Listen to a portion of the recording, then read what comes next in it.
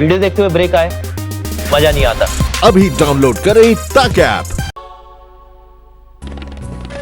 कश्मीर के पुलवामा से इस वक्त की बड़ी खबर आ रही है। कार में लगे आईडी को डिफ्यूज करके सुरक्षा बलों ने धमाके की बड़ी साजिश को टाल दिया। आपको बता दें कि सेना, पुलिस और सीआरपीएफ के जॉइंट ऑपरेशन ने इस आईडी को डिफ्यूज किया, धमाके को रोक दिया गया है। लेकिन कई सवाल यहां पर खड़े हो रहे हैं कि क्या फिर से पुलवामा में सुरक्षा बलों के खिलाफ साजिश रची जा रही थी? विस्फोटकों से लदी कार पर टू व्हीलर की नंबर प्लेट लगी हुई थी, तो क्या ऐसे में पुलवामा पार्ट 2 की योजना आतंकियों की थी?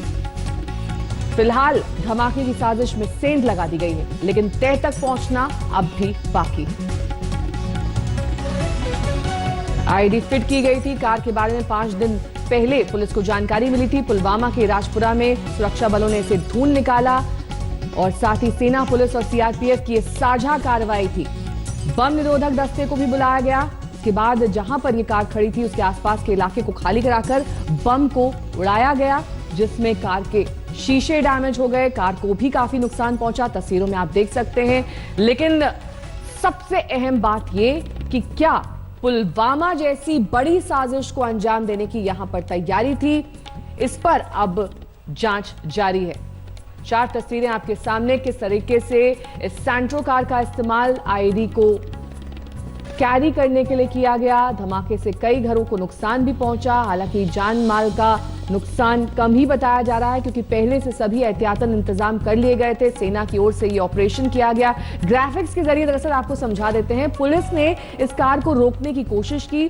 सेना ने यह कहा कि आप यहां पर रुकिए, चेकिंग करवाइए, लेकिन कार लगातार आगे बढ़ती रही। आगे जाकर चेक पॉइंट पे कार को रोका गया। उसके बाद वहां से ड्राइवर फरार होने में कामयाब हो गया। हालांकि इस कार में जो नंबर प्लेट है वो टू व्हीलर की बताई जा रही। अशरफ वानी हमारे संवाददाता ने ग्राउंड रिपोर्ट भेजी है, देखिए रिपोर्ट। जिले के आयनगुंड गांव में सुरक्षा बलों ने एक बड़ी आतंकी साजिश को नाकाम कर दिया है। आज सवेरे यहां पर बारूद से भरी एक कार को लाया गया था और सुरक्षा बलों को निशाना बनाने की योजना थी, लेकिन पुलिस को समय रहते खबर मिली और एंटी बॉम्ब डिस्पोजल स्क्वाड घटनास्थल पर भेजा गया और गाड़ी को विस्फोट के साथ तबाह किया गया। पुलिस का कहना है कि उनके पास खबर मिली थी कि आतंकियों की तरफ से एक साजिश रची जा रही है, जिसमें पुलवामा 2 के तहत जिस अंदाज से सीआरपीएफ पर हमला हुआ था, उसी तरह सुरक्षा बलों को निशाना बनाने की साजिश थी। लेकिन उनके पास खबर मिली, जिसके बाद ऑपरेशन शुरू हुआ। एंटी बॉम्ब स्क्वाड जो सुरक्षा बलों का है वो घटनास्थल पर पहुंचा और विस्फोटक को बर्बाद कर दिया, जिसमें वो गाड़ी भी तबाह हो गई। ब्लास्ट और आईडी की शिद्दत इस हद तक थी कि जो ये ब्लास्ट था, इसकी आवाज़ कई किलोमीटर दूर तक सुनाई दी गई और इस ब्लास्ट में गाड़ी के साथ साथ कई घरों को नुकसान भी पहुंचा।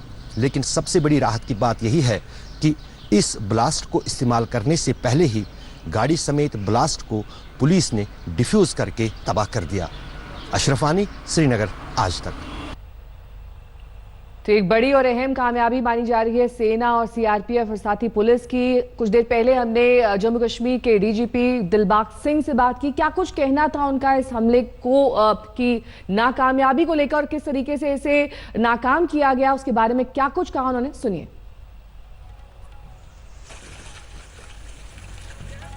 रात बहुत ही क्रेडिबल इंफॉर्मेशन पुलिस को मिली, पुलवामा पुलिस को, कि एक ऐसा कार जो पुलवामा में इस्तेमाल किया था, व्हाइट सैंट्रो कार, जिसमें आईडीज तैयार होकर के रखी हुई हैं, इसको एक लोकेशन से दूसरी लोकेशन पे शिफ्ट किया जा रहा है।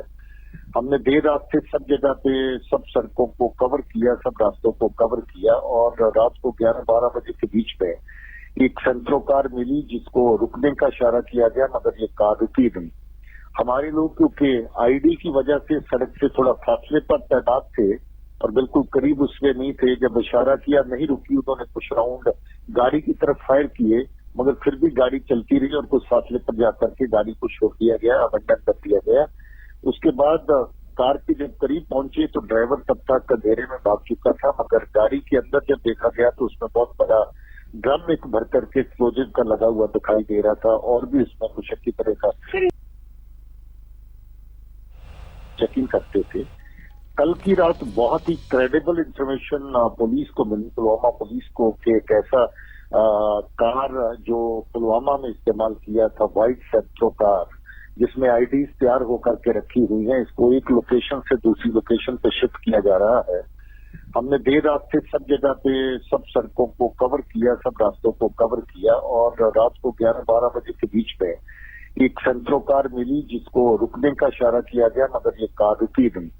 हमारे लोग क्योंकि आईडी की वजह से सड़क से थोड़ा फासले पर तैनात थे और बिल्कुल करीब उसमें नहीं थे, जब इशारा किया नहीं रुकी, उन्होंने कुछ राउंड गाड़ी की तरफ फायर किए, मगर फिर भी गाड़ी चलती रही और कुछ फासले पर जाकर के गाड़ी को छोड़ दिया गया, अबंडन कर दिया गया।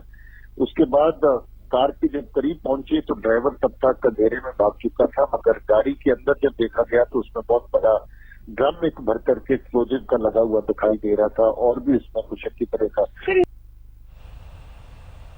तो जम्मू कश्मीर के डीजीपी जानकारी दे रहे थे कि किस तरीके से कार पर गोलियां भी बरसाई गई, उसके बावजूद ये कार नहीं रुकी। कार पर 2 व्हीलर का नंबर है और इसी कार में बड़ी मात्रा में विस्फोटक भरा हुआ था, आईडी ये बताया जा रहा है, जिसे डिफ्यूज कर दिया गया। बम निरोधक दस्ते को बुलाया गया, कार में धमाका किया गया और आसपास के इलाके को भी एहतियातन खाली कराया गया। इसी ड्रम में विस्फोटक बताया जा रहा है और धमाके से इस कार को उड़ाया गया और दूर तक इसकी आवाज भी सुनी गई। इससे अंदाजा लगाया जा सकता है कितनी भारी मात्रा में इसमें आईडी लोड किया गया था। 2 व्हीलर का नंबर, फर्जी नंबर इस कार पर लगा हुआ था, सैंट्रो सफेद रंग की ये कार, और कार का ड्राइवर अब फरार बताया जा रहा है।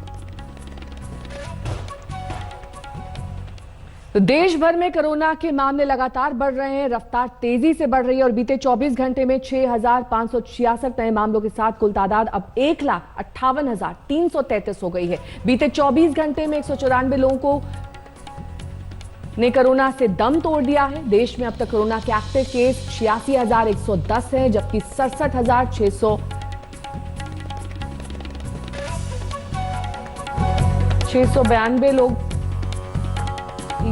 अब तक कुल 4,531 लोगों की जान जा चुकी है।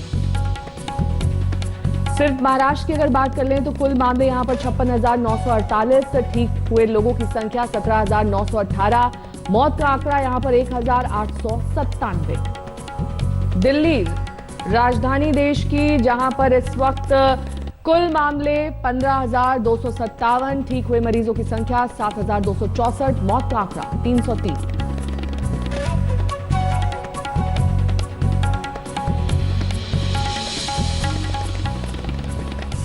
तो जमातियों पर चार्जशीट दाखिल करने का सिलसिला अभी थमा नहीं है। आज तीसरा दिन है, 35 चार्जशीट दायर की जा चुकी हैं। आज लगातार तीसरे दिन साकेत कोर्ट में 12 और चार्जशीट दाखिल की जाएंगी। जमातियों पर कई तरह के कानून तोड़ने के संगीन आरोप लगे हैं।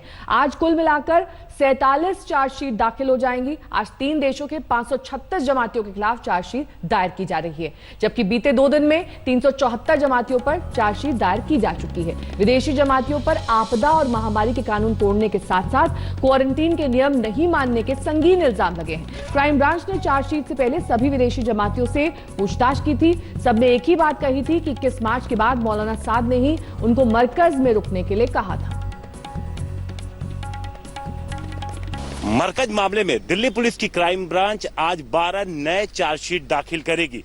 ये नए चार्जशीट 536 विदेशियों के खिलाफ, जो कि मरकज में यहाँ पे आए हुए थे, जो 3 देशों के हैं, उनके खिलाफ दाखिल की जाएगी। इसके पहले दिल्ली पुलिस ने 2 दिनों में 35 चार्जशीट दाखिल की है। अब जो नए चार्जशीट जो आज दाखिल हो जाएंगे, इनको मिला के कुल 47 चार्जशीट दिल्ली पुलिस पिछले 3 दिनों में दाखिल करेगी। जो टोटल जो नंबर है विदेशियों की, उनकी संख्या 910 हो जाएगी और सारे जो 35 अलग अलग देशों के ये नागरिक हैं जिनके खिलाफ चार्जशीट दिल्ली पुलिस दाखिल कर रही है। दिल्ली पुलिस का ये कहना है कि इनके खिलाफ जो आरोप लगाए गए हैं, उसमें जो सबसे गंभीर आरोप है ये है कि क्वारंटीन के नियमों का पालन नहीं करना, धारा 144 का उल्लंघन करना और जो कोरोना को लेकर के एपिडेमिक एक्ट बनाया गया था उसके नियमों को भी नहीं मानना। तो ये सारे जो आरोप है वो इन विदेशियों के खिलाफ लगाए गए हैं और 35 चार्जशीट पिछले 2 दिनों में दिल्ली पुलिस ने दाखिल कर दी है। 12 नए चार्जशीट आज दाखिल हो जाएंगे तो कुल चार्जशीटों की संख्या 47 हो जाएगी। इसके अलावा इस पूरे मामले में इन्वेस्टिगेशन अलग अलग पहलुओं पर, जिनमें जो फाइनेंशियल जो लेन देन थी उसकी भी इन्वेस्टिगेशन क्राइम ब्रांच लगातार कर रही है कि जो लोग यहाँ पर आते थे वो किस तरीके से पेमेंट देते थे, किस तरीके से लेन देन होता था। सवाल अब ये उठने लगा है कि लॉकडाउन 4 के बाद क्या होगा, 31 मई के बाद देश में क्या हालात होंगे और सरकार की क्या रणनीति इसे लेकर होनी चाहिए। लॉकडाउन 4 के खत्म होने के 3 दिन पहले आज कैबिनेट सचिव सभी राज्यों के मुख्य सचिवों और स्वास्थ्य सचिवों के साथ अहम चर्चा करेंगे। सुबह 11:30 बजे वीडियो कॉन्फ्रेंसिंग के जरिए ये मीटिंग की जाएगी। पहली बार सभी प्रभावित महानगरों के म्युनिसिपल कमिश्नर भी इस बैठक में शामिल हो रहे हैं। बैठक में ये चर्चा की जा सकती है 31 मई के बाद कैसे हालात संभाले जाएंगे और छूट से लेकर सख्ती का क्या दायरा हो सकता है। कोरोना प्रभावित महानगरों के निगम आयुक्त भी बैठक में शामिल होंगे। 11:30 बजे इस बैठक की शुरुआत होगी वीडियो कॉन्फ्रेंसिंग के जरिए और 31 मई के बाद की रणनीति क्या होगी, इसकी फाइन लाइन तैयार की जाएगी।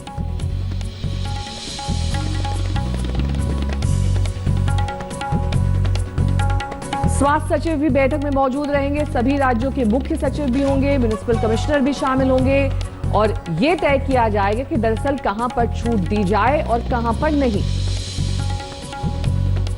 एक बार फिर से आपको राज्यों का आंकड़ा दिखा देते हैं। महाराष्ट्र इस वक्त चार्ट में सबसे ऊपर बना हुआ है। कुल मामले 56,948, ठीक हुए मरीजों की संख्या 17,918, जबकि मौत का आंकड़ा यहां पर 1,897 तक पहुंच गया है। अगर बात करें गुजरात की, कुल मामले 15,195, ठीक हुए मरीजों की संख्या 7,549, मौत का आंकड़ा 938। और जरा जानकारी के साथ हिमांशु मिश्रा हमारे संवाददाता इस वक्त जुड़ गए हैं। हिमांशु जी, जो 11:30 बजे मीटिंग होने वाली है, इसमें लॉकडाउन पार्ट 4 के बाद की रणनीति तय होगी। किस तरीके से आज यहाँ अलग अलग शहरों के या फिर अलग अलग राज्यों के कहें कि म्युनिसिपल कमिश्नर, तमाम आला अधिकारी जुड़ने वाले हैं और मंथन किया जाएगा? देखिए, बिल्कुल मैं आपको बता दूं कि सबसे बड़ी बात यह है कि इससे पहले जो कैबिनेट सचिव है वो सभी राज्यों के प्रमुख सचिवों के साथ बैठक करते रहे हैं, लेकिन पहली बार सभी राज्यों के स्वास्थ्य सचिव जो है वो इस बैठक में शामिल होंगे और साथ ही साथ प्रमुख महानगरों की जो म्युनिसिपल कॉर्पोरेशन है उनके जो कमिश्नर है वो भी इस बैठक के अंदर शामिल होंगे और उनसे रणनीति तय की जाएगी। ये 11 शहर है, दिल्ली, अहमदाबाद, मुंबई, पुणे, ठाणे और चेन्नई। ये वो शहर हैं जहां पर सबसे ज्यादा कोविड के संक्रमित केसेस निकल कर आ रहे हैं। ये कह सकते हैं कि लगभग 65% जो है इन 11 शहरों से निकल के देश के अंदर जो है कोविड के संक्रमित लोगों की है। इसको लेकर ज्यादा चिंता रहेगी। लॉकडाउन 5 के लिए किस तरीके की आगे की रणनीति रहे और इन 11 शहरों में सबसे ज्यादा फोकस रहने वाला है, क्योंकि अगर इन 11 शहरों के अंदर कंट्रोल किया जाए तो उसके बाद ये कहा जा सकता है कि संक्रमण को फैलने से बहुत ज्यादा। एक बार फिर पुलवामा से जुड़ी खबर का रुख करेंगे, जहां पर बड़ी मात्रा में आईडी को डिफ्यूज किया गया। तस्वीरें देखिए, धुएं का गुबार उस जगह से उठता हुआ जहां पर यह आईडी जो कि सैंट्रो गाड़ी में रखा गया था उसे डिफ्यूज किया गया। दरअसल धमाके से इस गाड़ी को उड़ाया गया, जिसकी वजह से कार का भी काफी हिस्सा डैमेज हुआ है। लेकिन ऊपर से ली गई इन तस्वीरों में साफ देखा जा सकता है कि धमाका कितना ज्यादा भीषण था। काफी देर तक ये सफेद धुएं का गुबार आसमान में देखा गया। बहुत दूर तक इस धमाके की आवाज भी सुनी गई। एहतियातन जो आसपास का रिहायशी इलाका था वहां से लोगों को दूर कर दिया गया था।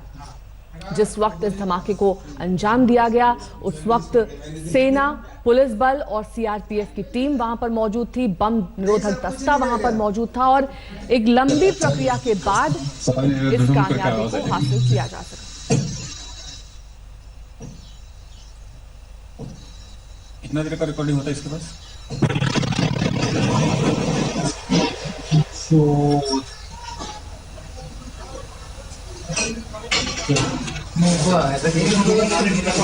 आपने देखा किस तरीके से इस आईडी को डिफ्यूज किया गया। जोरदार धमाका और उसकी आवाज काफी किलोमीटर दूर तक सुनी गई। सोचिए, अगर ये साजिश कामयाब हो जाती तो कितना बड़ा नुकसान हो सकता था। शुजा उल हक हमारे संवाददाता तमाम जानकारी के साथ हमारे साथ जुड़ गए हैं। शुजा, हमने देखा तस्वीरों में कि कितना भीषण ये धमाका था। अगर ये साजिश कामयाब हो जाती तो पुलवामा जैसी घटना एक बार हम फिर से देखते हैं। जी बिल्कुल, ये साफ जाहिर है कि एक बहुत ही बड़ी साजिश दिख रही है।